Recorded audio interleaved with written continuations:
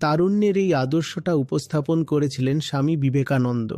না হলে আগে কোথায় হয়েছিল ভারতে এমন যে কোনো ভারতীয় সন্ন্যাসী জলজাহাজে চেপে দীর্ঘ ও কষ্টকর সমুদ্র যাত্রা করে আমেরিকা যাবে, যে দেশটা শুধু দূরেরই নয়, সবচেয়ে নতুন দেশও ছিল।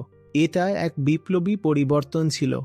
আর যখন তিনি আমেরিকা গেলেন, বিশ্ব ধর্মসভায় তার যে বক্তৃতা ছিল তা তো সবাই জানেনি। অমর হয়ে গেছে সেই বক্তৃতা। কিন্তু তিনি শুধু একটা বক্তৃতার জন্যই যাননি সেখানে। তারপর তিনি সেখানে মাসের পর মাস থেকেছেনও। একের পর এক ছোট বড় সভাও করেছেন।